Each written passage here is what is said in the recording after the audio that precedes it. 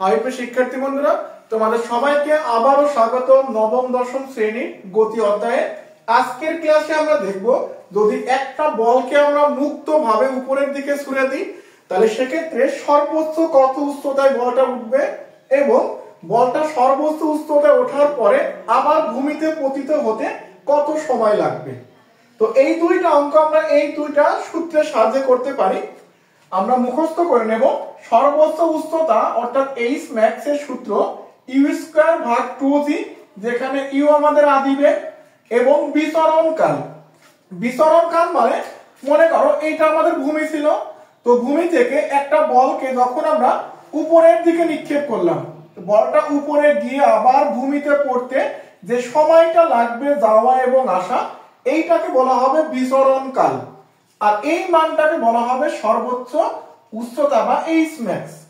তো বিচরণকাল t equal হবে 2u ভাগ g, যেখানে g হচ্ছে 9.8। আমাদের g এর মানটা মুখস্থ, g সমান 9.8 মিটার পার সেকেন্ড স্কয়ার। তো এখন যদি আমরা এখান থেকে এক নম্বর প্রশ্নটা সমাধান করি, এক নম্বরে বলছে যে 20 মিটার পার সেকেন্ড বেগে একটা বলকে মুক্তভাবে উপরের দিকে ছুড়ে দেওয়া হলো, বলটি সর্বোচ্চ কত উচ্চতায় উঠবে। এই যে সর্বোচ্চ কত উচ্চতায় উঠবে এইটা উল্লেখ থাকলে আমরা এক নম্বর সূত্র বসাবো। তাহলে আমরা এখান থেকে লিখতে পারি যে সর্বোচ্চ উচ্চতা h max সমান u স্কয়ার ভাগ 2g। তো u আমাদের আদিবেগ যার মান দেওয়া আছে 20 মিটার পার সেকেন্ড, তো আমরা এখানে 20 স্কয়ার ডিভাইডেড বাই 2 গুণন g এর মান আমরা জানি 9.8। তো এখন যদি এইটাকে একবারে ক্যালকুলেটরে প্রেস করো তাহলে आंसर আসবে 20.39 মিটার। এইটা হচ্ছে আমাদের প্রথম आंसर।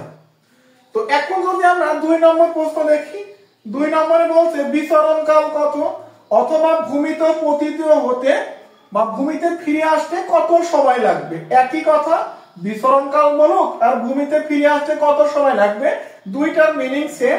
আমরা সেক্ষেত্রে বোঝাবো বিচরণকাল কে আমরা t বোঝাই, যাওয়া এবং আসা। এটার সূত্র হবে 2u ডিভাইডেড বাই g। তো 2 গুণন আদিবেগের মান জানি আমরা 20 ডিভাইডেড বাই g এর মান জানি 9.8। যদি এইটা ক্যালকুলেশন করে একবারে বসাও তো আমাদের উত্তর আসবে 4.082 পর্যায়কালের মান হচ্ছে এত সেকেন্ড, যেহেতু সময়ের একক আমাদের সেকেন্ড। তো এইটা ছিল যে আমাদের যদি একটা বলকে আমরা খাড়া মুক্ত ভাবে উপরের দিকে নিক্ষেপ করি সেক্ষেত্রে সর্বোচ্চ কত উচ্চতায় উঠবে বা বিচরণ কালের মানই বা কত হবে। তো এই দুইটা সূত্রের সাহায্যে আমরা এই টাইপের সমস্ত প্রশ্নগুলো সলভ করতে পারবো।